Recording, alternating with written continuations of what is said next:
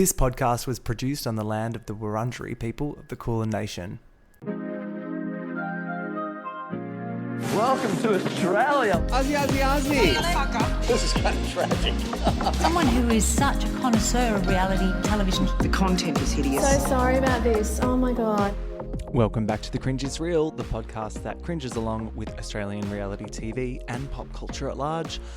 I'm Sam Cremane, and today I'm joined by music producer and whiny baby Curtis Hatton to pitch our takes on the outrageously addictive Gordon Ramsay's Food Stars Season 2.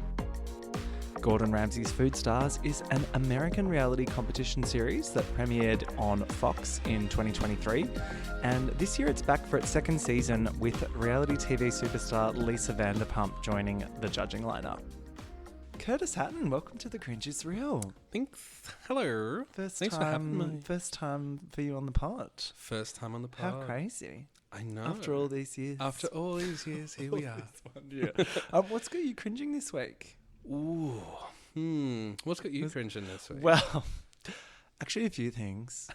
I've been noticing some very bad tattoos lately. Tell me everything. Did you see this New South Wales rugby player with the cursive? It's so good. And topical. Who would have thought that sports people were homophobic and transphobic? Shocker. It's very surprising. A lot of people are just learning this week, I've noticed. And I'm like, guys, welcome. Yep. What? Tell me, but what is So he's got on his shins, or his like thighs. They're actually very sexy where they're placed, which is the irony. And it says, eat shit faggot. No. Yes, on one thigh. I can say on that one? because I am a faggot. And then on the other thigh, it says snort lines and fuck. Do you think they got it mixed up? Do you think maybe the wording was in the wrong order? Potentially. And the funniest part of it all, there's all these articles about it online and they're all written by thirsty gays. And because obviously this guy, like he's horrible and toxic. Yeah. But he's also like insanely hot. So all these articles are so conflicted. They're like, homophobia in sport, but also would. And them thighs juicy. It's like juicy thighs. Do you think it's like a closeted situation? 100%. Like if you're getting that word tattooed on your body, it's like, why are you thinking about it so much? Yeah. Do you know what I mean? Yeah. Like, and I have people, because, you know, I got a few tats. People ask me about them in this way where they assume all of them must mean something. Like, yeah. So what? Do people just go, so you really like bashing fags, do you? And he's like, yep, love it. I stand by, I think the wording is in the wrong order. I think he does a bunch of lines, Yeah. eats some ass. And then Yeah. Well, who's to say? I think you're right. Yeah. Wow. One article was like, well, he's missing out on a whole opportunity for OnlyFans. Like, he could be like a superstar with those thick thighs. And now that obviously he's been dropped from rugby. Yeah. So okay. It's like, oh my God. Wait, we're waiting. accountability in sports? I know. Well, I mean, at least I could do. But yeah, it's like, Don't worry, we're he waiting. still bashes his wife. It's fine. Exactly. Surely that happens. And cursive? Yeah, What of a course. choice. The other Stunning. one is there's a guy at my gym that has the Pornhub logo in full color tattooed on his arm. Yeah. Okay, no, I'm into that. It's kind of hot. And he's cute, but I still can't figure out what the vibe is with this person. Self-promotion, maybe? Yeah. Well, it's like, I'm like, is he my team? Is he not? Like, I can't figure it out. Like, there's been some eyes. The other day he rocked up with like full, like knee-high cowboy boots on, doing a workout, a full workout and I was like, okay. But then seems very het. I don't know. Collingwood Girl, cowboy, so perhaps. confusing. Yeah, he could be a Collingwood cowboy. Sounds like Who knows? Anyway, we're here to talk today about this show that you've absolutely radicalized me with. Like, with it. I feel like my life now is in two parts. There's life before Gordon Ramsay Food Stars Season 2 and life after. So thank you so much for bringing this to me. Wow, what a show. Tell me about your experience with Gordon Ramsay. Well, I've always been a big, we love Angry Daddy in the Kitchen. We always so quotable. So quotable. He's got some good ones. What do you say? Oh, there's idiot sandwich. He's always where's the lamb sauce? The He's always hits continue. I think he's been so successful in America because they're like, because America's so funny about swear words, and he doesn't give a fuck. Like, no, he pulls out the lays them hard on. stuff. He calls people donkeys. It's intense. The beeping edit machine was like in overdrive in this show because every 5 seconds he's like, oh fuck that, oh fucking like it's. Oh, we can swear here. Oh yes. Where's the fucking lamb sauce? There's a lot of that. This show though, so the introduction of absolute Queen Lisa Vanderpump was the correct choice because you've got angry kitchen daddy and then you've just got like wine mum. What, like, can we talk about the chemistry? Oh my God. Can they fuck already? Do you think they did? I think they did well before shooting. Oh. Well, when you first see them Back in on culinary school in 1985, darling. 1885. Yeah. Oh. But for real, like, when you see she them came first, to play. when you see them like on camera for the first time, they are way too comfortable with each other. I'm here for it. I love it, but they've definitely fucked. 100%. Yeah, 100%. The real question is, did they during and after shooting? I don't have the answers. Also, Gordon Ramsay's hair. The Wow. stylist needs some sort of like, are there Emmys for hairstyling? Big time. Huge I'm win. expecting a nomination. Got my vote. This show is like a university project on steroids, and all of the cast were chosen for their delusionalness and their incompetence, and that's why it's a perfect format. Yes, I couldn't agree more. I can't say that I back any of their businesses in terms of concept, but in terms of delusion, 100%. Winning formula. It's like I felt they were set up to fail at every opportunity because I also covered MasterChef Australia, the most recent season of this pod, and that is the complete opposite of this show. Oh, that's like, high end. It's so high end. It's like a warm hug. Yeah. Everyone's there. Like, firstly, they're all incredibly talented cooks. Yes. Which is a pleasure to watch. But then also they're encouraged and supported and given and they're like set up for success. And the production value is very good. Yeah. Very well done. Whereas this show, they are like, Yeah. so you have 5 minutes to revolutionize the food industry. Go. You have 2 minutes to cure world hunger. Go. And then they're like, why didn't you do it? What's wrong with you? Yeah, it's not worth $250,000. But I love that it's actually not about food at all. No, which I thought was strange because there's so many times where it's referenced or it's brought in. I mean, it's like irrelevant. No, it's really just about presentation skills and like, giving a good pitch. Oh, it's like it's a all marketing competition, really. Big time. And also like being a personality. Should we jump in? Let's do it. Episode 1 is called Pitch for Your Life. So this is the auditions. And this was giving like Idol auditions round. Yeah, where they're totally. like, oh, and so we got a few like bloopers in there, like some kooky characters that we're never going to get through, but we just needed to see their stupid... Love to see it though. Yeah, great. I'm glad that's still alive. We're still wasting people's time on television. Yeah. Yeah. We meet Gordon. He's like, Mrs. Vanderpump, and she's like, Ms. Vanderpump to you. And I'm like, oh, fuck man. yeah. They talk about how good they are. She's got wine and vodka brands and over 30 restaurants, darling. Which How I'm many like, times does she say that she during says the show? a few times. And I'm pretty sure Pump just closed. Yeah. Like one of her restaurants in LA just closed. I know she's opening new shit all the time. Yeah, they talk about in the valley that it was. The wolf one. Yes, and the wolf like one. Big Bear. I'm like, Yeah. no. And they fly the whole cast out there to shoot to pitch the show, basically, or the She's like, it's a sexy little new restaurant, darling. That's a really good LVP impression. You'd hope after decades of my life. More flowers.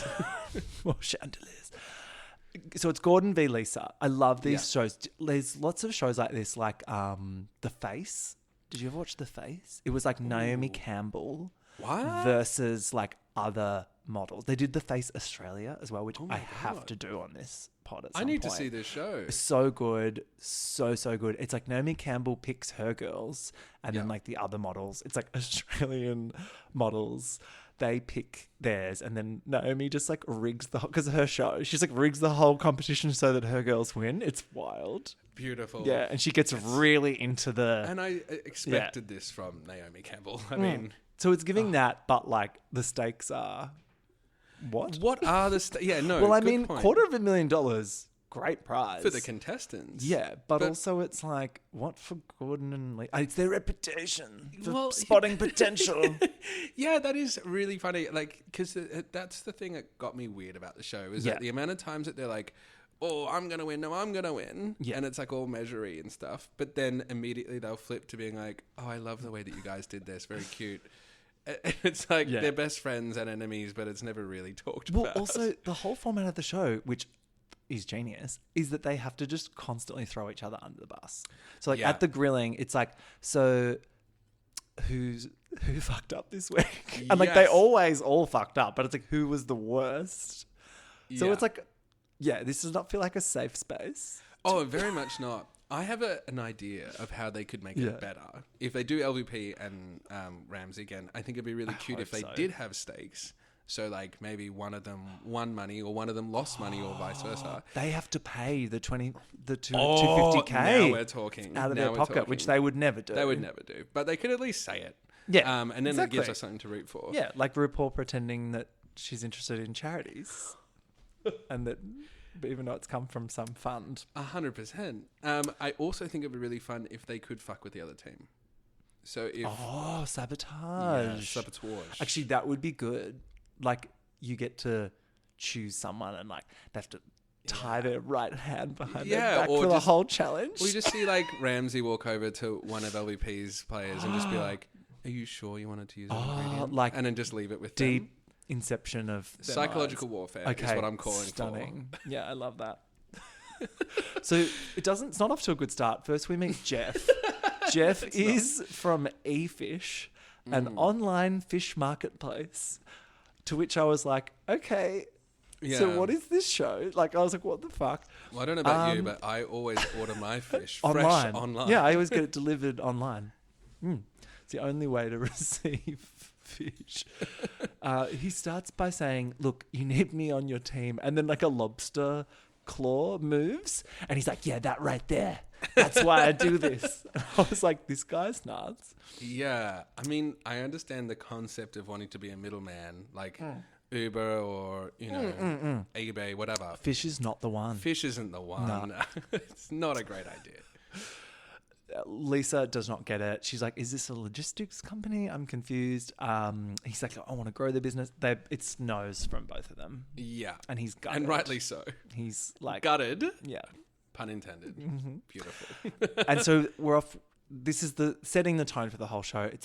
You're going to get hard rejection and you can, and potentially some feedback that doesn't help because you've already invested thousands of dollars into your business. Yeah. I love when they give people this advice. It's like, it's a bit late. The logos have been printed. You're absolutely right. The concept of like their entire life savings, they've already lost their wife, they've already spent their kids' college funds, and they're like, here's my genius concept. And then you just have two celebrities be like, it's a bit shit though, concept. Isn't it? Yeah. Next we meet Ali, the condiment queen. So she was great casting.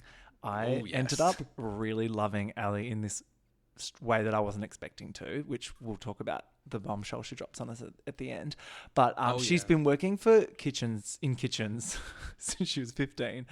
Her sauces are Asian fusion. They're fun and vegan. Oh boy. So much to talk about. So much. It's chin dribbling. Chin dribbling sauces. They sound revolting. Like, they sound very sweet. Is the marketing genius or terrible? I don't know. We'll find out. Makes me hungry. But look, compared to the rest of the people we see audition, this idea is like, at least it's like actually food. Yeah. That like people want. Like, it's sauces. I'm like, okay, that makes sense to me because everyone else has the most fucked and it's stuff. already being stocked. It's already being used. Yeah. People already love it. She gets a yes from both. Lisa Yes. and Gordon. And then she's like, look, my mom is a huge fan of you, Gordon. You know, rest her soul. So I'm going to go with Team Gordon, which I'm like, basic choice, but also sure. I understand. Yeah, it would have been way spicier to say, my mum is a huge fan of yours and I hated her. So So I'm going to go with Lisa. Yeah. Next is Erica, who has internationally inspired baby food. yeah. Wow. What the actual fuck? It's called Glow Bowl. Apparently it's like stocked in supermarkets all over the States, which I'm like, it looks like So- vomit. Gordon says no, but Yes. LVP's into Gordon it. says no for good reason. Yeah, I was Gordon- with him this time. I was really with Gordon on the like, but like, Yeah. is it you can make food at home? And she's like, but it's hard. Yeah. And he's like, yeah, but you can still cook vegetables. Kids can eat real food. That was his whole point. Yeah. Oh, I love it when they just completely burst their bubble. Yeah. They're like, that already exists or whatever. And I'm pretty sure Lisa's response was like, yes, but who's got time to roast vegetables? And it's like, Lisa, you do. Oh, no, darling. She's too busy filming television programs. Next is Kamal, so I liked this idea. This was the Magic Middles. So he bought the rights to a this discontinued one, that's 90s right. cookie and then like remade it with different flavors. I kind of liked that idea. Yeah, but I it's don't know. a bit I mean, strange. I love the passion. Yeah. And clearly that cookie's very important to him. But Yeah. What I happened to him was- as a child? Like, do you know what I mean? Anyway. yeah, the cookie was definitely some sort of escapism for sure. Yeah. That you would make your whole life about that. And he does seem a little traumatized. Yeah. I think it's safe to say. And he's in for some more with being on this show. So Lisa is into it. Yes. And Gordon, not so much. I think Lisa's more vibing with the characters. Like Lisa wants, because she's a reality TV She's great at TV. producer. So she's like, I'm just picking the cast of like the most insane people. Whereas Gordon wanted like actual like business. Gordon is treating this like The Apprentice. Yeah, too high concept. Yeah. Thank God Lisa was there. Maria Laura is next. Speaking of concepts, Oh, this is boy. the fucking food square. I think this one Square. takes the cake for craziest What concept. the fuck? So to this day, I don't know what it is. Like I've tried looking it up. The website is down for reasons that I'm sure explain themselves. What is it made? I still don't know what it's made of. Well, so when we first watched the show, me and my partner, we investigated because Okay. we were curious. Yeah, what is it? So the concept simply is processed food in a small cube, and I think Delicious. it's kind of exactly. I think the concept is like it's an easy way to calorie count. Yeah, exactly. Yeah, but look, it's giving America like no one Big is time. interested in It's food in pill form. Yeah. you know.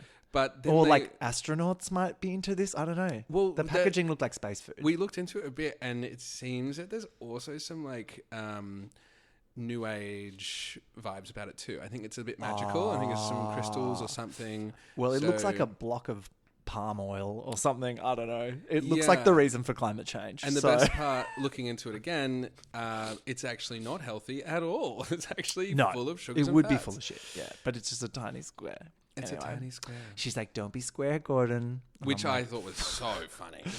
It's a no from Gordon, but of course Lisa loves a chaotic bitch, so she's like, "Girl, join my team." Yes. And she just also felt bad for her. And she's hot, this girl. So I Oh, was like, yeah. and Lisa Yeah, loves yeah. like a fragile, hot Don't we that she all? can like take under her wing, darling. Then we get a blooper reel of some fails. There's like the boxing guy. Oh, who, I like, forgot about the boxing guy. There's a gay with like an 800 calorie cookie. Yeah. And they're like, what the fuck? yeah. Are you trying to kill people? Like heart disease is already like the biggest issue in America defense, besides though, guns. I mean, how often do you reach for a cookie and be like, "Oh, I don't know about this one. Maybe it's not a healthy option." I mean, If you're only eating it a had cookie, you're eating 800 calories in it. Yeah, okay. That's a lot. It's a lot. So many no's. Anyway, then we get Kyson, who's the cutlery guy. So very sexy cast member with great style. Yes. And a great trauma backstory. We love that. Of having a stutter. What did you think of their pitch? Terrible. Like it was it was really bad. Because it was cut like, I'm sorry, it looked like some IKEA cutlery that was like suspended with like wire. Yeah, what was with the wire? I don't know. It was like Levitating. Visual merchandising. But then he tells us that he used to have a stutter and he overcame it and now he's like can speak in public. And I was like, well done. You've seen a reality show before. Welcome on board. And he gets and then he's like, it's a full sub story. They both say yes. And he picks Gordon. Popular choice? Yeah, look, I think you might be onto something. I don't know how fabricated this is or isn't, but I mean, in terms of a pitch being a good business pitch, terrible. In terms of a pitch being great for reality TV, 10 out of 10. 10 out of 10. Then we have Nicholas, the Californian wine guy, who I think you look a little bit like. I'll take it. He's cute, so I would take that.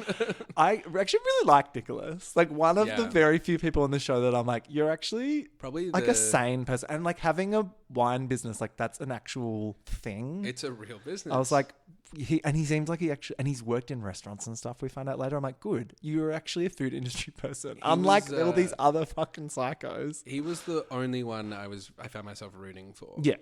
Even though it may be contentious, but. Yes, there is some drama. He does ruffle feathers.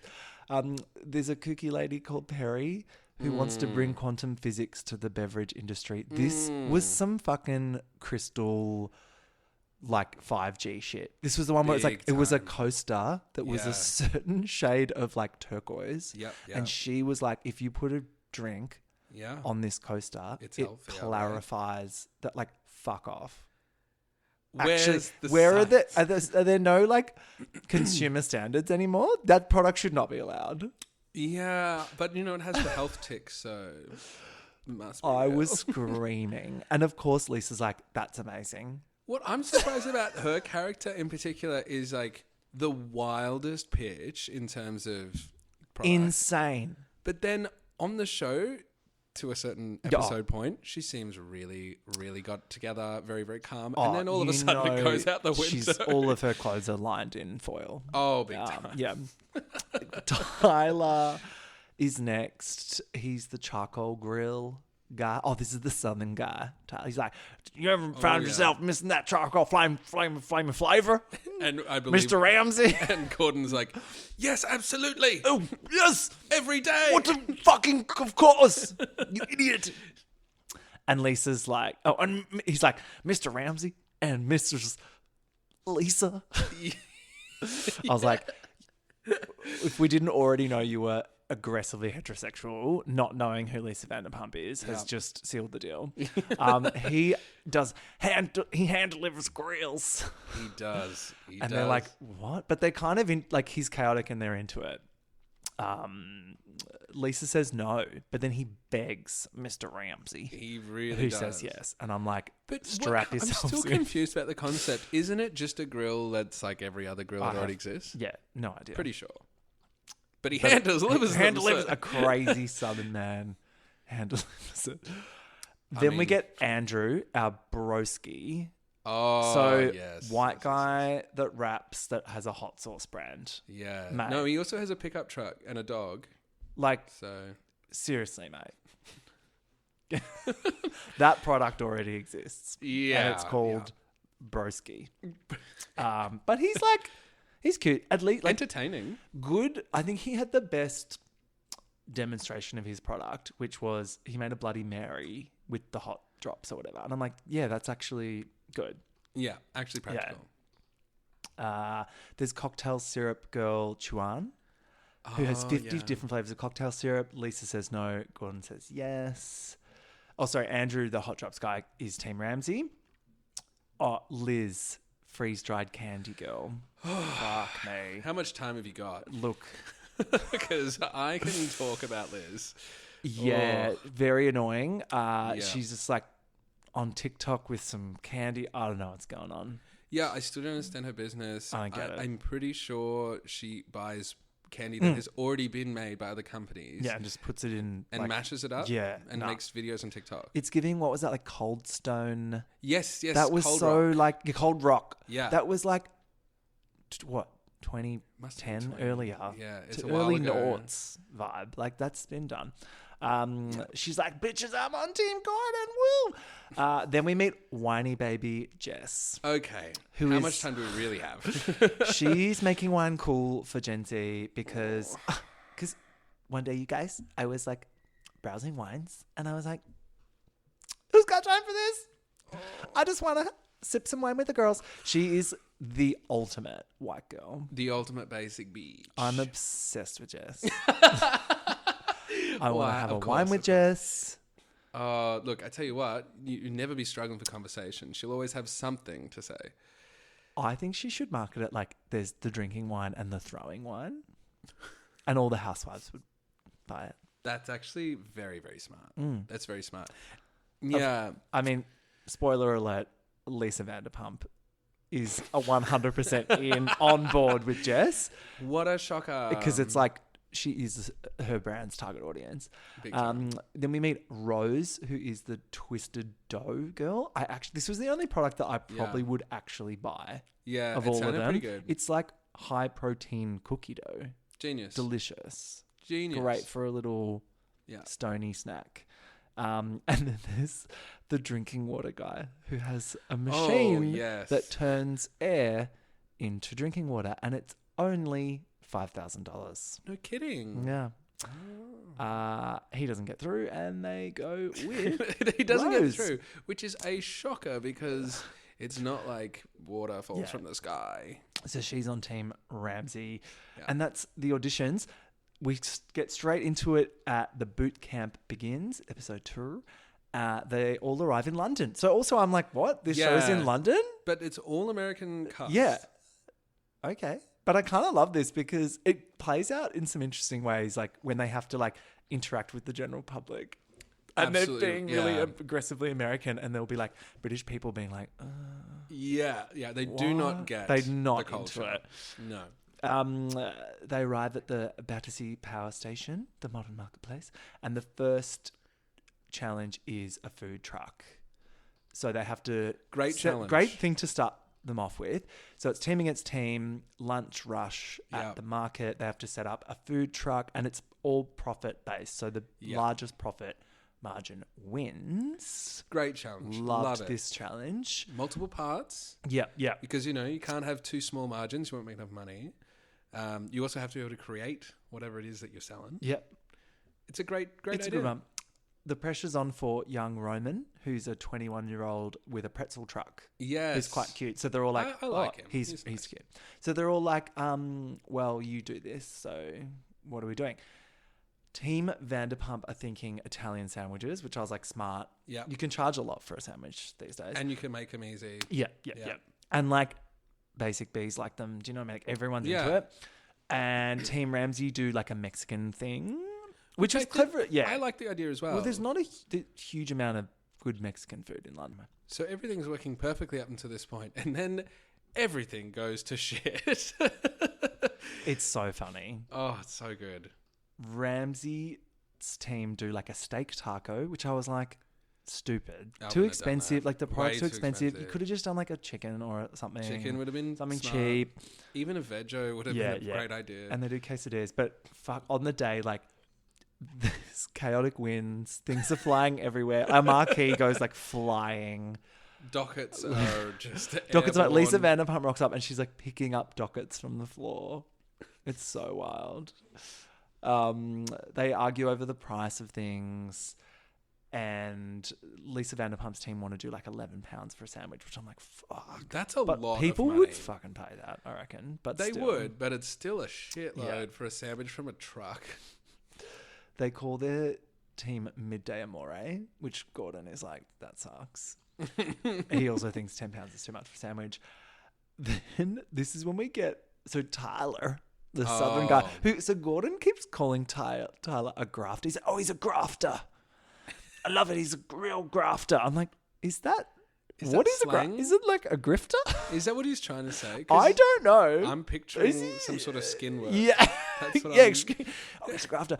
He comes up with the genius idea of So genius. hiring a juggler Yeah. to juggle near to the food truck to entertain the masses while they line up. Yeah. Which the British public, of course, are like, absolutely not. Yeah. Look, it's a big swing.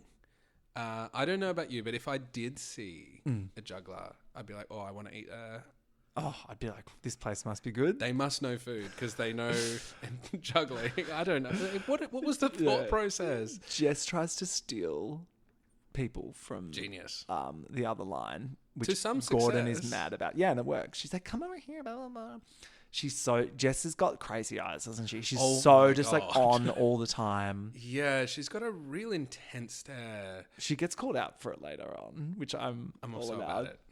I'm so about it. At the grilling, Team Ramsay fuck it up. Absolutely, monumentally fuck it up. They make like so much less than Team Vanderpump. Yeah. And Gordon is fucking pissed. Oh, What a surprise. It all came down to, and they purposely do the show so that Gordon can get maximum pissed. Yeah. And then just let them have it. The juggler, he was like, what were you smoking? And so, of course, as the doer of the juggling, Tyler gets sent home. I like that it's we're done is the thing. It's not we're thank done. you so much. It's we're done. I'm like, oh, okay. Bye. See you, buddy. Next episode is called Bar Wars. Fuck, this is funny. This is the one where they have to set up an experiential bar concept experience. Yeah. Starting. Which is, it's an interesting challenge because it's really not so much about making a bar as much as making an experience for people. Yeah. A vibe. You really have to like get all the elements right. So there was a lot riding on it. And they only had 24 hours? 24 hours to create a full bar and themed. Yeah. We get Chuan's backstory here. So I'm like, oh, girl's in trouble. Because I know how these shows work. And as soon as we get introduced to a character, they pull them from us. Always. Yeah. Jess is like, let's do a tea party, like a Regency, a tipsy tea party. And they're like, oh. And then Kamal goes, no. A good theme is a series about dragons. A series about dragons. Okay. Sure. Do you think, surely they were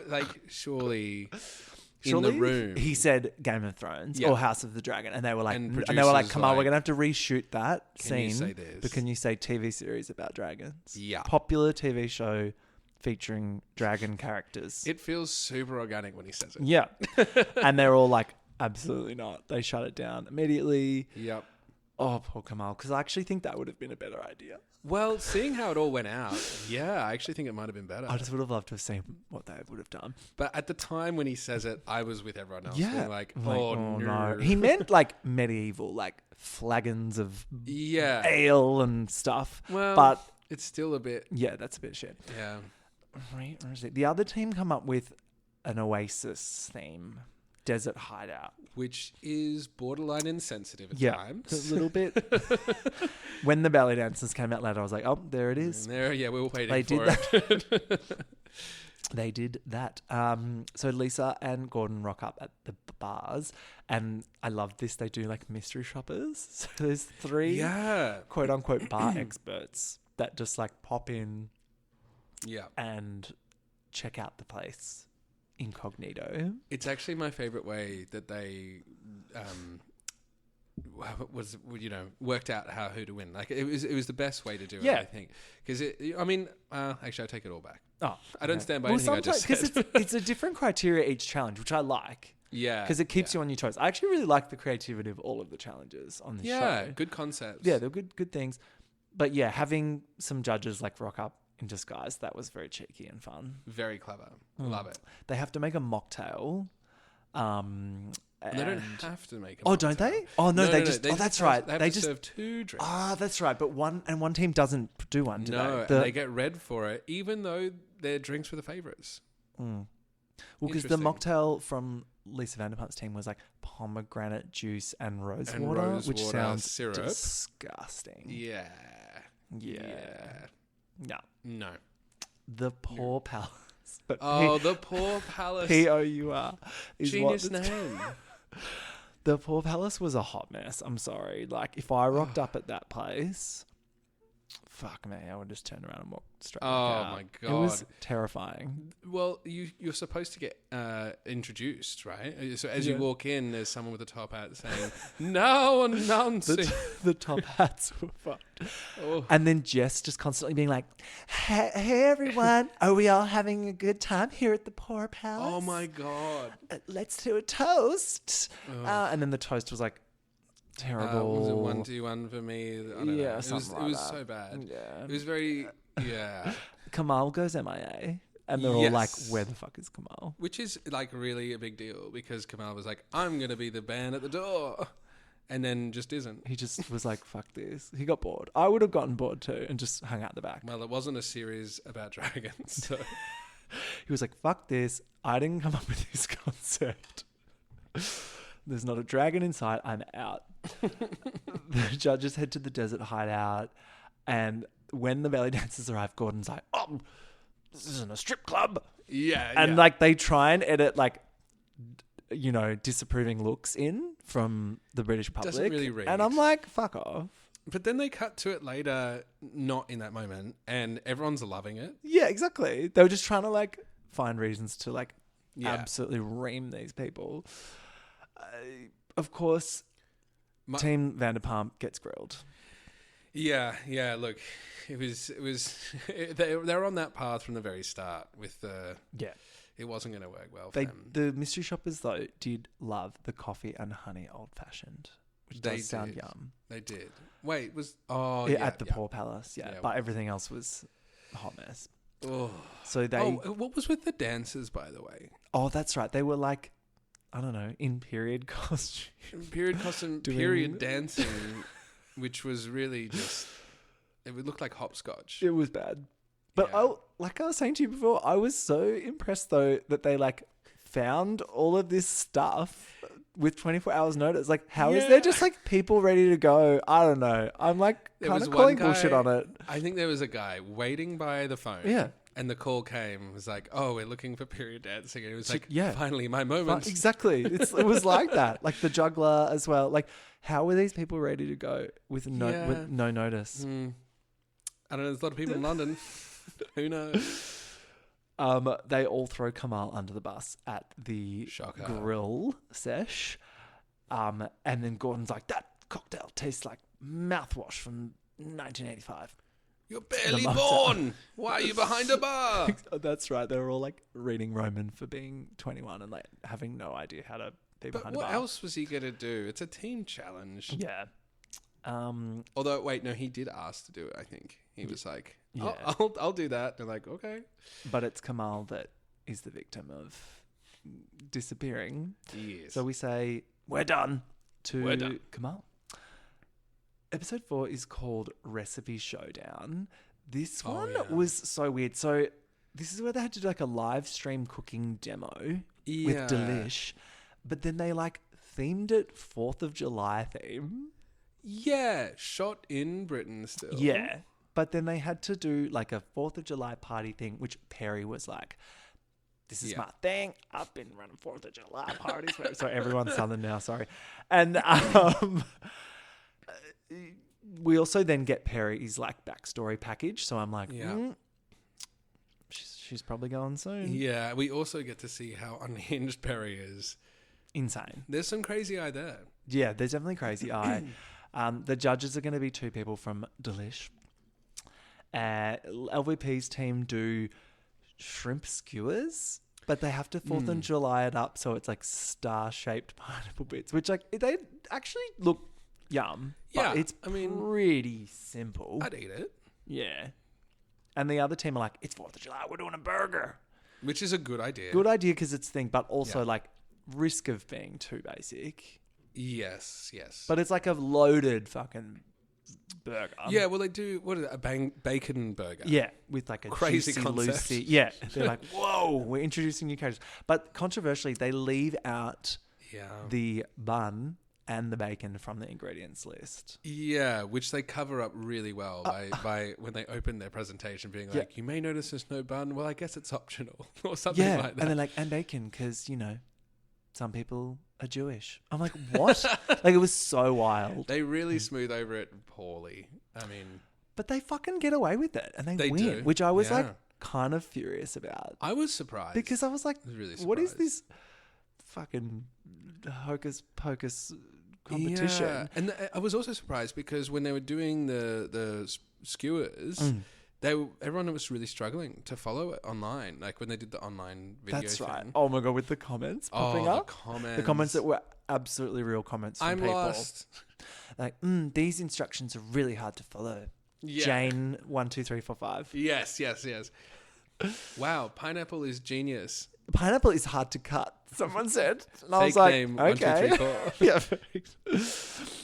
Oh God. So Rose tells Liz to be more natural. This was so good. When during the mid live stream, she's like got an earpiece in and she's like, be natural. And she responds by being so natural. She's like, hello, everyone. She's like looking around and then like screaming at her through the earpiece. They're like, be natural, act natural, but be fun. Yeah. And then they're like, speak. And which she responds by saying nothing for a long time. So good. It was so awkward to watch. Oh, yeah, I loved the like live stream element of this. Was genius. Like putting them on the spot. It's like this whole show was just like, if you can BS your way through anything, you're gonna win. Yeah. You know what I mean?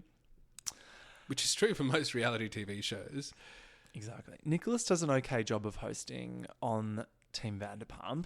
Yeah. The comment section is going off. Yes. But like weirdly, the viewers find some of it difficult. I'm like, put some fucking prawns on a skewer.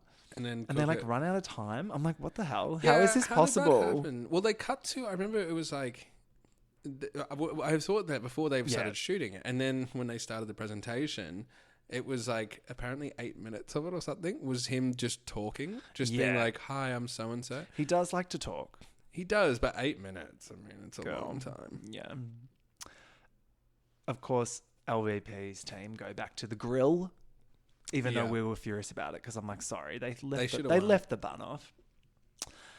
They all throw Nicholas under the bus. Yes. But he's kind of cute about it. Then they kind of focus their attention on Perry. And Perry and Jess like go throw it straight back at him. They're like, you were the leader. Yeah. I love this whole concept. I love this. Like when you're in the grill, they're all just like fighting each other. It's like so good. But then the next day, it's like it didn't happen. Yeah. No, I don't like that. I want to see more drama through the whole show. There could have been more, like people could have gotten more upset about things that were said at the grill, but they didn't. Or we didn't see it. I want grudges. Yeah. There weren't enough grudges. There wasn't enough time for character development on the show because they were literally thrown into the most insane challenges with no time. It's 10 episodes, yeah? Yeah. Did they shoot in 10 days? Probably. It felt like 2 episodes. Like, yeah.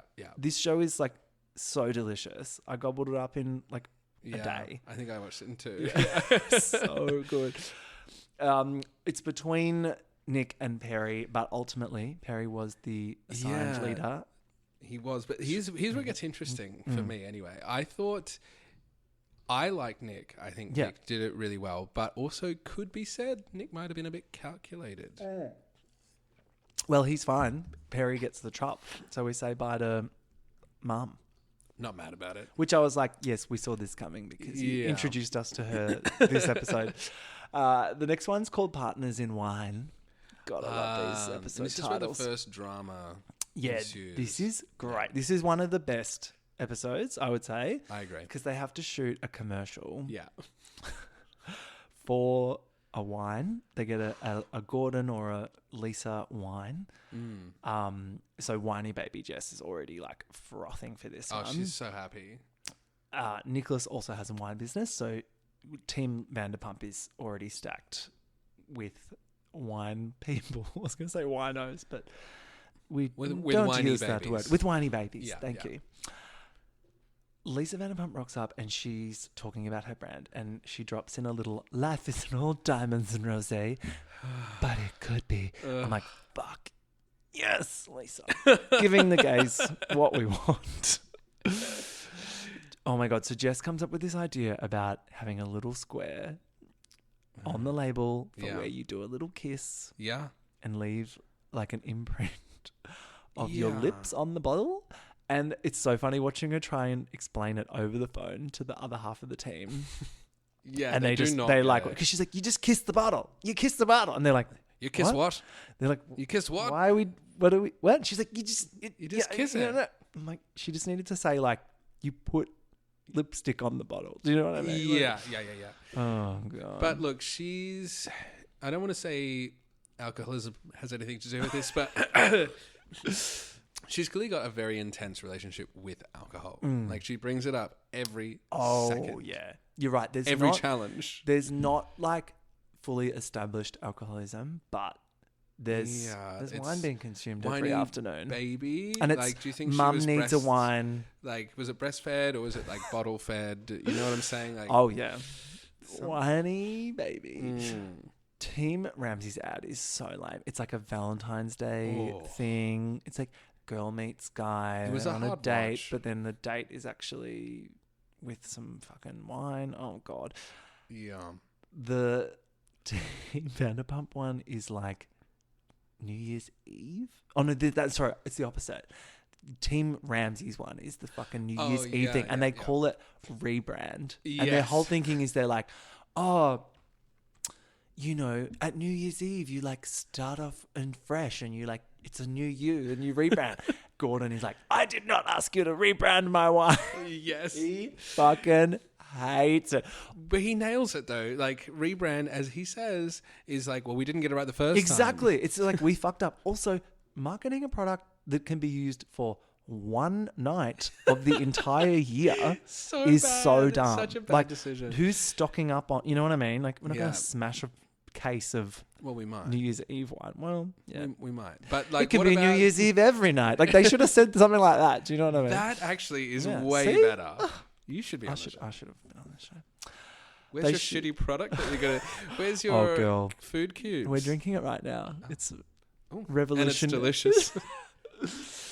They shoot the ads. Wow. It's train wreck times 2.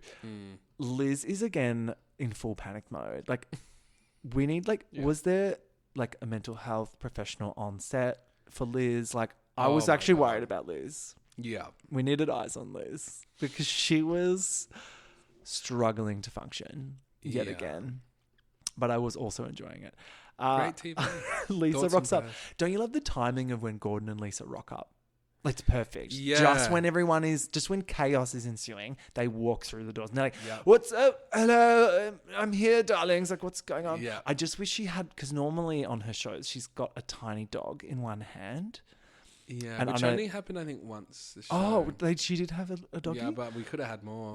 She should have had just like a different tiny dog in one hand in every episode. That would have been chef's kiss. I hope the producers are listening because we've got some good ideas. I'm sure they're not. They do that. So not only do they show the ads, but of course this is like a public speaking show. They make them do cringy fucking PowerPoint presentations to like a room full of like judgy British people, which is like love, but also my worst nightmare. So I love it because they're always terrible. Every single one, I was like, I could do better than this. Everyone I know could do better than this, which makes great television. So good. Team Vanderpump are like, "Lisa's got a dirty little secret," and everyone's like, "Ooh," and it's like, "She has a love affair with wine." Oh. But then of course they're killing it because that's like Lisa loves that. Oh, Lisa loves it. It's very her brand. The ad sucks. Like, she's kissing a bottle of wine instead of a dude. I'm like, okay, eat it up. They love it. Gordon's like, "Well, that was cheesy," and Lisa's like, "Yes, darling." Gordon's teams, they bomb their pitch so hard. Well, who did they get? Who did they choose? Juan. And she did not do well. No. She was pretty much like, "Hi, everyone. Well, wasn't she like, oh, I'm going to be great at this? And then when it went to writing, she was like, I can't do it. It's hard. She's like, put up your hand if you've ever been to a New Year's Eve party. I'm like, girl. Now keep audience it participation. If you like to do it and change yourself. Like, oh my God. Of Very course, awkward. Lisa Vanderpump's team win with a whopping 63% of the crowd wanting to purchase their wine. So I like this. They did like an audience like exit poll, which was another good I did like the way metric. of figuring that out. Daddy is mad. Yeah. Just another thing about the pitch though, wasn't it also Stutter Boy? Yeah, Stutter Boy, like they kept trying to tell us as the viewer that Stutter Boy was like not good at speaking, but he was completely fine. He forgot one thing. Exactly. And then picked it up. They try and do it again later in an episode, and I'm like, he's fine. I think he made the whole thing up to get on the show. I might have the same opinion. Yeah. Cannot confirm or deny. Andrew, not one stutter. Actually, no. This needs to be exposed. I want footage. They should have fucking found some footage of him at the school concert. Would have made it more as believable. 5-year-old, just being like, you know what I mean? Like, put that on. Come on, you're already exploiting these people. You might as well fucking tell the story correctly. Liz gets some heat at the grilling. So does Andrew, because his ideas were shit. Well, Andrew. So firstly, he just completely ripped off Jess from the other team's actual brand idea of like taking the label off the wine. This is the first big drama of the whole show. That could have been like, where was that? That beef should have lingered. They needed to milk it, and they didn't. They didn't at all. Yeah. Jess wasn't happy about it. No, but she should have been more of a whiny baby about it, and it should have been like full drama. But Chuan cops it for a shit presentation. Sorry, girl, and we're done. Bye. Ep 6, Mars Attacks. Oh my God. Okay. Guys, this show needs a special like place in the Cringe Israel Hall of Fame for just consistently delivering cringe-worthy content. It's episode after episode. There was not a dull moment. This episode, they have to pitch a chocolate product to Mars. Oh my God. And do a jingle. So look, as a music industry professional, how did you feel about these jingles? You know what? I actually went in, I wanted to hate both, and I couldn't actually hate both. Same. I secretly loved the Jupes one. Me too. I actually think it was a genius jingle. Even though I was like not living for Andrew's like bro energy. No. He actually like delivered on the jingle. Yeah, I mean, look, it's a little lame and shit, but I mean, that's... So's this show, so whatever. Yeah, but the actual jingle itself, the Jupes. Jupes! I was living for it. I was living for Jupes. What was the other one? How did Tattletale go? I can't remember that one. Exactly. Something Tattletale. It was like an old school jingle. It sounded more like a nursery rhyme. Yeah. The whole thing was like a nursery rhyme. So, contentious point, because I don't know if you know this, Curtis, but in the UK, you're strictly prohibited to market chocolate products towards people under the age of 13. Yeah, absolutely. Which they were like, well, we didn't know that, did we? Yeah, because in the States, you're legally allowed to market firearms for under 13. Yeah, and you're legally required to market firearms to children of all ages. But what the fuck? Like, that felt like like one of many stitch ups. They had that in their back pocket, wailing for the right moment to pitch that to people. And I love how Lisa did. She was like, "What do you mean you're really marketing chocolate to children?" I know, crazy. But they handle the curveball well and do exactly what any of us in that situation would do. Would be like, well, actually, we're marketing to the parents, grandparents. Yeah. Yeah, try and prove that wrong. I didn't hate the Neapolitan idea. So it was like a chocolate-coated marshmallow thing, but the marshmallow was in like 3 bits, like a Neapolitan ice cream, chocolate, strawberry, vanilla. Like that concept, but apparently it was too sweet. Yeah, apparently it was like, what was something stupid? Do you have the stats? What was it? It was like 80% sugar or something crazy. They were like, Dupes, however... Interesting. They were very confused about what this was. So firstly, when you talk about that logo that was just like the Space Jam logo, like yes. It was literally just like the fucking VHS cover of Space Jam. Correct. With Jupes, and of course it's Jupes with a Z. But then the chocolate itself looked kind of like something that like a Rose's chocolate or something, like a thing you'd get for like Valentine's Day. Well, they wanted it to be high end, but then they were like a truffle. Do you have the ingredients? Because I want to go through the ingredients of that thing. I don't think it was like pretzel bits. There was a lot of ideas in that. There was a lot of things in there. There was orange, I think. There was fruit. There was chocolate. There was truffle. It was confused. Pretzel. Oh, how good was... So they get given advice from a professional chocolatier who was this like confused French man. They were hating it. He just like walked in off the street and was like, what am I doing here? Yeah, they were my favorite character of the whole show. Yeah. They were just like, you Americans don't know anything about chocolate. This is abomination. And they don't. But it was very funny to see that poor man struggling. Oh, heaven. Then we get Maria Laura, the food square babe. We get her like backstory, and I'm like, oh, you're in the firing line, girl. Mm-hmm. We're learning things about your traumatic past. I still have no idea what those squares are made of. We also get some music producers that help with the jingles. Yeah. Which I liked seeing all of this stuff. Seeing how the sausage is made. The production value is interesting in that it seems very expensive to make, but poorly executed. And they had 5 minutes to do it all. It was, But we get to see it, which is nice. Yeah. Then Lisa drops the bombshell on them about the marketing law. Yes. And they've hitched to Mars. That woman from Mars, oh my God. Like, it's like they typed into AI, like, disappointed British woman. And she appeared. Like, fuck, I loved her. The whole board, the Mars board, that must be a riot of a Christmas party. Oh, yeah. They're like, yes, Cheryl. They're like, I feel like if the room was on fire, they'd be like, okay, no need responsible to be alarmed. snacking. Yeah. Yeah, no need to be alarmed. The fire alarm. If everyone could just please be calm. Yes. Stop. Wild. Ugh. The winner is Dupes, which I was like, okay. I think it was because the other one, tasted too shit sweet, and the marketing thing. They were like, whoa. The marketing was weird. Maria Laura and Erica are in the firing line at the grilling, and they're like, to be fair, we didn't know that children can't eat chocolate in this country. They're not allowed. And they're like, shut up, Maria Laura. And she gets we're done. Yeah. So back to squares for her. Back to square one. Oh my God. We're on fire. I was waiting for that to happen. Yeah. Episode 7 is called Show and Sell. This was the least exciting episode.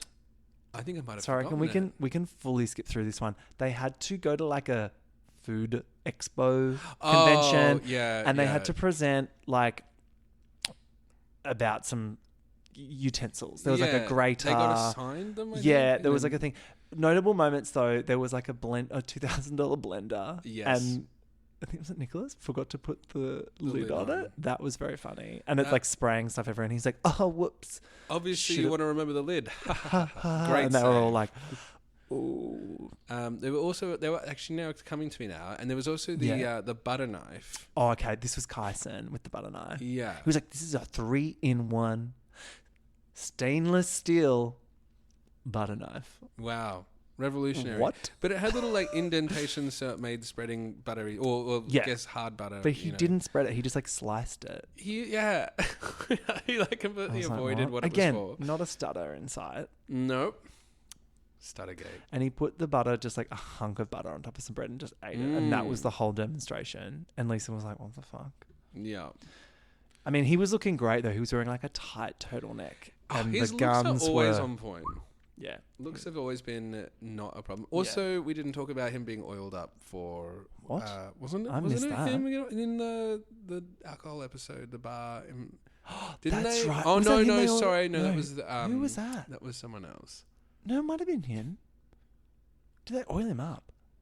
Yeah, because I think it was Liz was oiling someone up. That's right. And she was... And... Because they were wearing culturally inappropriate outfits. Yeah. And it was great. And her candy was popping. As was mine, girl. So he like doesn't really stutter, but they try and make it out like he does. The typical cynical British crowd are like, that's a knife. They're not buying it. Gordon's like, all he did was slice some butter. And yeah, the blender thing. That's pretty much it for this ep. This one wasn't boring. cute. Like kitchen products. I mean, cheap episode for them, this one. Yeah. They didn't do anything creative. They didn't make their own product up. They just like had to sell existing products, which I didn't think was that fair because they all got different stuff. What's crazy is all of them are supposed to be good at that by being like inventors or whatever, but none of them actually did it that well. I mean, there was a couple of people that did all right, but it wasn't like, wow. Kyson gets it, which we kind of knew was going to happen, which was sad because I was enjoying him. Sad because he's sexy. And then Gordon goes, I'm not done. He goes, we're done. But then he goes, but I'm not done. Yeah. He goes, I'm sharpening my knife again. Someone else is going to get cut. Yeah. And he cuts Rose as well, which I was like, thank you, because she was rather annoying. Yeah, I wasn't mad about it. Yeah. Shit is getting real. We're getting to the pointy end now. This is where it really gets good. Breakfast Boot Camp. Oh, boy. This episode 8. Fuck, this so might have been... It's probably my favourite or second favourite episode. Yep. So this is the one where they have to take over the kitchen, both front of house and back of house, at the Savoy. And boy, do they fail. Wow. Like, this gave me like low-key, like PTSD from working at a hotel. Yeah. But also I was like, how are these people this shit? Yeah, you mentioned early about how it's Americans in London not getting it. Oh, yeah. This is a great example. This was exactly that. Because they were like, howdy, y'all. Yeah. You want some grits? And they're like, what? Yeah. You can't say that. You have to say, would you like? Well, that's... Like, they were really nitpicking everything. I think it was Liz who walks up to some people and is like, so you guys want some breakfast? Yeah. And it's and they were like, obviously they want breakfast. Because service is casual in the States. But it's like fun. And of course, famous LVP's line, this isn't a burger bar. This is not a burger bar. This is the Savoy, darling. So funny. The tickets are going on. Nicholas is like, I'm going front of house because I've worked in a restaurant, which I was like, okay, girl, calm down. Yeah, really harps on about it. Goes like, oh, I've worked in fancier, bigger places than this. But then kind of fucks up.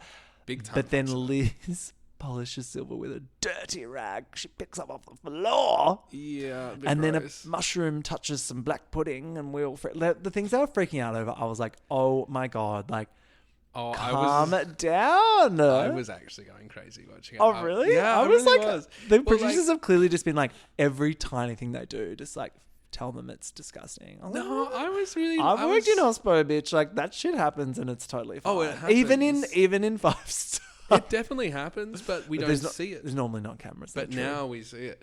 And so, like, when the pork meat or whatever it was touched the mushroom, and they like, oh, you don't eat that, no worries. And then the partner just of the person, just take it off. Who but cares? they're like, we don't eat pork in our house, clearly alluding to some sort of religious thing or whatever. But you don't just like pick it off the plate in front of them, at least. Like, true. At least pretend. I just thought it was so funny. The cloth thing was so funny when Liz is you just polishing silver with a filthy cloth. And look, it's finally curtains for Liz. And she's like, fuck. It's so funny at the grilling. They're like, see you, Liz. And she's like, fuck. Yeah. And the teams are done now as well. So everyone goes to the grillings now because that's at the end of the competition. Yeah. No more LVP v Gordon. But also, after Liz goes, Gordon is not done. No. And we also say goodbye to Nicholas, which was going to happen. They both really dropped the ball. I was surprised. Yeah. Well, actually, no, I wasn't surprised.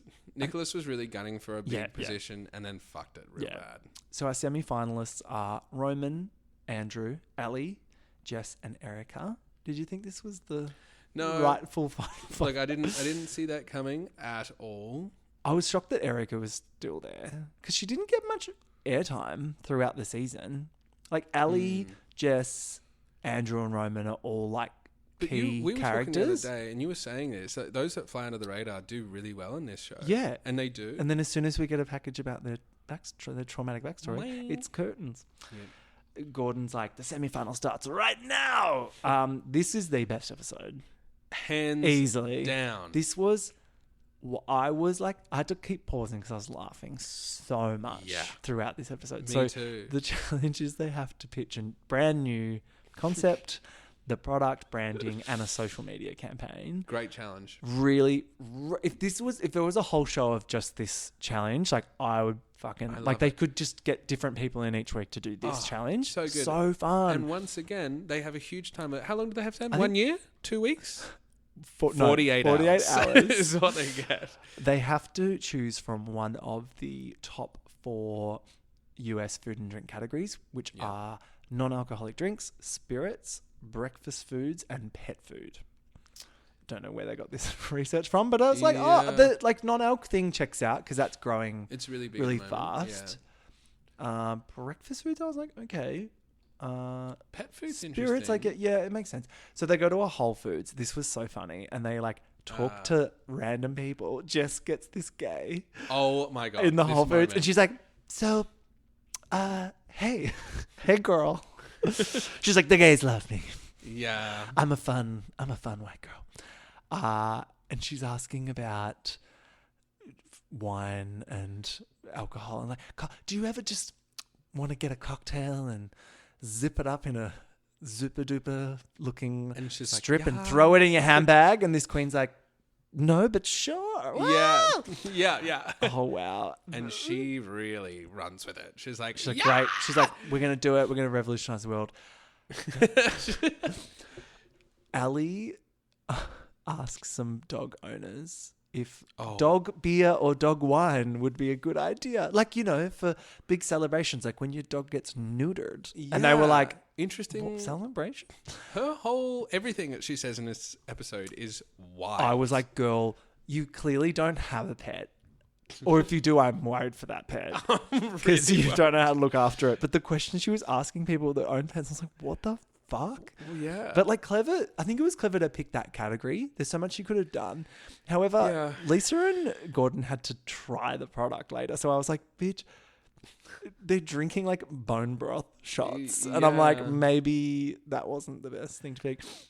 I actually thought Andrew's product was the best, but he kind of fucked the marketing. Andrew is the young Andrew's guy. the broski. No, he did a drink. The mate. The mate non-alcoholic drink, but still with a bit of buzz, and it's a health drink. I think that would, I completely agree. That would actually pop off. Maybe not in their market, but I think in Australia, in Melbourne, it would go that drink crazy. Would pop off. I actually have some friends doing a beautiful mate, and it's delicious. Cute. Where's the camera? Mate. Yeah, mate. Melbourne. Yeah, delicious. It's yum, and it's trendy. But he fucked it up because with Lisa and Gordon, you just have to tell them one thing. You have to be like, this is the audience, this is the thing. And if you're umming and ahhing for 1 second, they'll be like, nah, you fucked it. Yeah, they were upset that he was trying to cater to too big of an audience. Yeah. Which is an interesting business which I get. But it was called Moxie as well, which is a really clever name.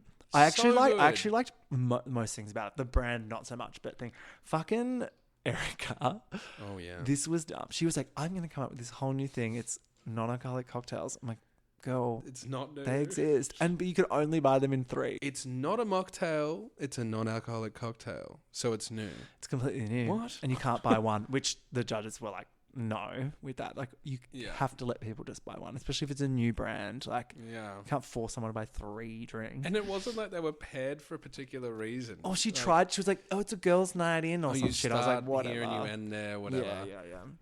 Yeah. Bad. Also, it was chocolate espresso martini. I'm like, nope. Yeah, one of those things, but no. And no, Roman's was quite cute. His was the happy riser, which Gordon thought was quite funny. It is the funny. Pancake stuffed with egg and sausage, egg and cheese and stuff, which I kind of want to eat one of those when I'm stoned. I definitely want to try it, not going to lie. It was total college bro stoner food, microwave frozen shit, but great. It would probably actually sell really well, especially in the States. It would sell. It sounds like something from another era. Happy riser, hilarious. And then what was his? He had a really good little it's the pancake handshake. I thought that was cute. And Gordon was like, all over him about that. Being like, who came up with this? Who wrote this shit? It is cute, but it is funny to be like, I don't know if when I'm a happy riser, I love a pancake handshake. You know what I mean? I don't know. Yeah, they all fucked it up. Let's be honest. Yeah. They were given the world to play with, and they all royally fucked it up. Yeah. The dog shots, like Ali says to the judges in Best her moment of the pitch. show. This was so funny. She's like, you know, you love your pet so much, right? And if your pet were to tragically die. What? And they're like, sorry? And like, yeah, you just imagine your pet dying for me for a minute. But what if they drank this drink and they stayed healthy? I'm like, what are you saying? And I was dead. I thought that was so... I laughed so much. What a wild pitch idea. And it wasn't starting like... with dead dogs. It wasn't even that it was a health drink to really like make your dog live longer. It was like, well, let's celebrate the time they got left. It was that, yeah. She's like, well, they're going to die. Oh, no, she even made us think about our own mortality. She's like, they're not going to outlive you, or maybe they will outlive you. And I was like, what? Yeah. I don't want to think about Someone either of those take a things. mic. Yeah, Take a them, mic. turn it up. But Jess, oh, fucking hell. Jess had the sip strips, which were sexy little cocktails in a hideous little strip, which Gordon called flaccid. He did. They But destroyed her. And rightfully so. They were like, bitch, like, it looks dumb. It looks like it's going to drip all over your handbag. Icy pole things, right? Like a Zappa. And then what like, do they call it's not ice. Yeah, it was like a Zupa Duper. Zupa Duper. Yeah. But it was like, and then she was like, you can shove ice cubes into it. And Gordon was like, as soon as she said that, Gordon went, no. Well, my favorite part about this concept is she was agonizing over it. Like, it was this genius concept of, for years, people have wanted to put cocktails and drinks into something that you could put away and drink later. Yeah. Like, I don't know, a bottle. Oh my God. Like, it's like she was trying to invent the wheel, but it's already been invented. And she's like, have you ever had this problem where you want to go to the bathroom at the club and you need someone to hold your drink? I'm like, no. No, I haven't. That's not a problem. Shut up. And then just like, throwing it in the handbag. Her video was so funny. I was actually roaring with laughter the whole time with her product. Yeah. Great episode. Whiskey shots. Erica with Easy. Yeah, we've covered everyone's stuff. Gordon. Wait, what about the panic attack? Oh, no, I need to say as well. Gordon called the sip strips a colostomy bag. Not only were they flaccid, he was like, it reminds me of my grandfather's colostomy bag. And I was like, T. I must have missed that moment. Then Erica fakes a panic attack. Yeah. Yeah. Sorry, but you did. She was like, the room's spinning. The room's spinning. I don't know what to do. They were pretty savage with all of them. And they all kind of had like an adverse reaction. Yeah. To their bad feedback. Oh, especially poor little young guy. Yeah. He looked like he was going to cry. I loved Roman. I actually thought he was good. I actually thought so too. Yeah. So to get to the finale, Lisa and Gordon each pick their fave to promote them. Lisa picks Roman and Gordon picks Ali, which I was like, okay. And then they have to pick a third spot and dun dun dun, it's a cliffhanger. And at the start of the final episode, we find out that the last spot goes to Jess, which, okay, I was gagged. I was so shocked and I was very upset. I thought she was like bottom of the pile. I thought so too. Yeah. I honestly would have preferred to have seen Andrew, I think, go through. I think he was probably more deserving. But look, Jess really wants it and she really lays it on. Nothing she won't do. And look, even if she didn't, do this show, I'm sure she would always be successful at anything because she has that Delulu extravaganza. Like it's insane amounts of Delulu. Huge Delulu energy, which we love. So it's the final pitch. I love this as well. So they had to take their original business that they started the comp with. Yeah. And then they have to kind of tweak it or diversify in some way. So they each get a thing they have to do. So Jess she needs to sort of pivot to add a new product. She does an ice cream. Good idea. It was actually smart because her whole brand is girls' night. She's the ultimate white woman. The next was Ali. She has to put herself into the brand a bit more. Yeah. They're like, we want you in there. So she's going to do a cookbook type thing. Roman has to take, his food truck is so local, so he has to somehow make it global. So he's going to do like a hot box pretzel that you can take with you. Anyway, all good adaptations of their original idea. Genuinely good concepts. And then I love this. This is very Project Runway. They get like a returning contestant each to like help them with it. So I actually really like this. So Jess gets help from Erica, which I was like, oh, okay. We just said goodbye to you, but you're still here. Roman bros out with Andrew. And they come up with this pretzel bites idea, which was cool. And then Ellie gets Liz. Fucking Liz comes back. I was like, no. Yeah. But this is also when I'm realizing that we know absolutely nothing about these people at this point. Because I'm like, what, they were friends? Like, I did not pick up on that. That is something the show's missing. We never really get to connect with any of the people. And I found myself not really rooting for anyone because we didn't know anything about them. Like, so let's just jump straight to Ellie. Okay. I'm ready. My conspiracy theory. So... I wonder if we have the same. Oh, it must be. So we're introduced to everyone's loved one, right? And so Ellie's two things here. So Ellie's whole story was just about her mum that had recently passed, which was very sad. Yes. But then they just neglected to tell us the whole time that she clearly has a female partner, which they called her friend. This like a butch lesbian walks in the room and I'm like, fuck yes. Yes. And it comes up on the screen. It's like, Ellie's friend. Yeah. And I'm like, excuse me? What is happening? But then I'm like, this is a Fox show. So I'm like, do you think they were like, oh no, not the queer content. Yeah. Shut it down. Maybe. I honestly was like, how weird. Because then in her package as well, she's like, chin dribbling sauce. It's as gay as I am. And I was like, sorry? I literally like, there was like a record scratch. And I was like, you're telling me that chin dribbling sauce is code for like lesbian sauce. And I gay gasped. I ate it and up. Then I was like, bitch, this is amazing. Yeah, it's actually so good. I was like, you could have had a lesbian sauce empire, but Fox tried to silence you.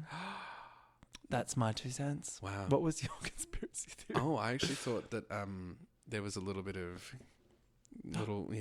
between Liz and Why Ellie. do you think she came back? That's you think what I thought. And that's why it's not her partner, it's her friend, because things are on the rocks. Well, I don't know if things are on the rocks. Maybe she was just having a fun little time in the UK. It but really changed the whole meaning of chin dribbling for me. Yeah. I was like, wow. Finger licking. Good. Yes. They do an awkward photo shoot with her where they just like throw sauce all over her and it does not look good. Doesn't translate, but I like what they're going for. Yeah. It was cute.